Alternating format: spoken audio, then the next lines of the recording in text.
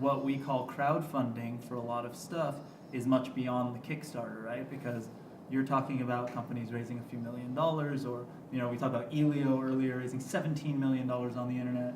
Or what Rayaan does is not really traditional crowdfunding in the way we think of crowdfunding, where it's like a startup raising a few $100,000. It's commercial real estate. It's Klara going, hey, I've got this deal, and now I can get a wider audience, right? So it is technology expanding all avenues. And what we've sort of learned in our talk right now is that the preparation is probably the biggest key. And before we end and maybe ask a few questions from the audience, if you guys have anything, is I would love to get in a sort of, maybe along the theme of prep, but it doesn't have to be, what's been sort of pitched to you as an investor, because you all have been investors in some way or another. What's been either the most differentiated, most, maybe not exciting, but the thing that stuck out the most in a pitch to you? If any of you guys have something that comes front to mind, I'll let you go first. I won't put anybody on the spot. But is there something? Yeah, Claire. Many years ago, I served on the Software Council in Los Angeles on the board of directors. I didn't know anything about software, but the founder, I can't remember his name. He's very well known. Do you know who I'm talking about? The Software Council? No? Sure. Anyway, I can't remember his name. That's what happens when you get older. Anyway, he invited me to serve on the board, so I did. And Mark Cuban was one of our guest speakers when he had formed, what was the name of his first company? Broadcom? Was it Broadcom? Yeah, Broadcast.com. Yeah. Broadcast.com. And so he came to speak to us, and I was blown away by this guy, because not only did he know his product inside out, but his delivery was extraordinary. And the next morning I went out and bought his stock before he sold the company to Yahoo. And I bought his stock for $17 a share. And when he sold it to Yahoo, it went up to close to $300 a share.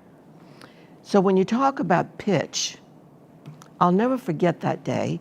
This was probably 22, 23 years ago. I don't know, I'd have to look it up on the internet when he started the company. But he had such a presence, and all of you know who he is. So even as a startup, everything was right. Everything about him was right.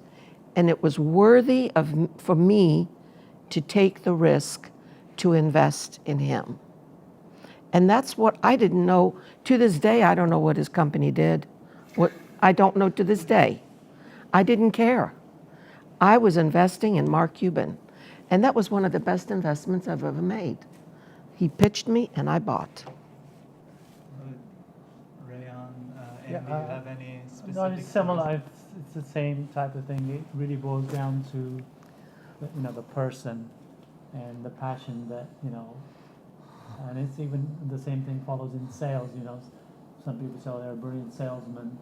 It's what they deliver, and you're just, taken in by what they have to say. And that's the thing we always say to people, that it's good to have all those other things, the preparation, but if you are not going to be able to tell your story with the passion and the feelings that you're trying to portray, then, it doesn't matter having all the, a wonderful 8% return and 23% return, and you're doing it for 40 years. But if you're going to put people to sleep while you're telling that story, they're not going to invest in you. And that's something that we actually try to tell everybody, because I've been sold by it all my life, and sometimes I wish I hadn't just, you got lucky with Mark Cuban, yeah. But a few times I've walked away investing in something or giving somebody some money, and later on turned out to be, just a story, storyteller. You didn't do your due diligence. But that's why I focus on preparation, because that's what experience has taught me. Yeah. And do you have any that stand out? Yeah, I'm reminded of, think it was either the CEO or the CFO of GoDaddy, before they went public. I met that guy Fisher? at a convention, yeah. And I was at an investor conference. And this was in the days when they ran these, I use the word sleazy, Super Bowl commercials. And so I went in with like, do I even want to go? I'm like, I don't want to, all I knew was, I kind of knew what they did, but all I knew was their commercials. So I just didn't have much of a, I'm a technology company, I didn't think much about it. He got in and he said, we're a lot more than our commercials. Let me lay out how our business model works. And he said, we get customers in, we sell them a domain, we get $3.99 a month or whatever. Within a year, we've converted that $3.99 a month to $30 a month by selling them email, websites, other things, and we're always adding more stuff to the platform. So right now, something like 80% of the domains are handled through them. Mm-hmm. And it's amazing. Now, this is before they went public. So, and this was to a group of investment bankers, investors, private equity companies. I'm like, there's an amazing story here. Yeah. And so, sure enough, when that IPO happened, I was right there because this looks like an interesting opportunity. And it did, it's fun. I mean, I got a nice pop out of it, and I knew when to exit. But this was me personally, not our company. But still, if you have that solid story that you as an investor are interested in, that's what gets the hook. Yeah, and as a CFO or whatever, that guy could have bored you to death with like terms and be like the LTV ratio of Our cost- ARPU, our and, ARPU was and then this. you would have not even heard the story if you didn't know how to sell Yeah. it, right? That's interesting. So Can I piggyback yeah, on this yeah. story? So I'm going to piggyback on what he told, because this is when I was still living in LA, and this fellow asked me, he had a technology company too, and it was similar to GoDaddy. It would have been a really good fit for him to have merged with GoDaddy at the time. This is probably 20 years ago. Anyway, so he hired me as a consultant because he had already raised $11 million from companies in Germany, and he was blowing through this money so fast that he was running out of money. And so one of the things that was required of me was to attend this conference that he was going to. So technology is not second nature to me, but I went because I'm curious about everything.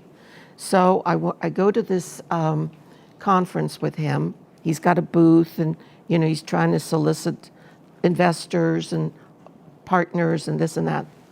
And I noticed GoDaddy was there. So I go trotting over there, introduce myself to the CEO.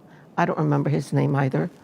And we start talking, and I'm explaining to him that I'm representing this other company and what they do, and would he be interested in talking to them?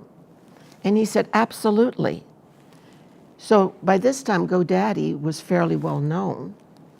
The company that I was representing, I don't even remember the guy's name, he was not well known. He was spiraling down. So when I went back to him to tell him that the president of GoDaddy would be interested in talking with him, he said, don't bother me with people like that. Don't bother me with those details. So here you've got somebody that's already somewhat successful, willing to talk to this peon, but this peon would not talk to the CEO of GoDaddy. there's a reason why some people don't do very well. Exactly. Right?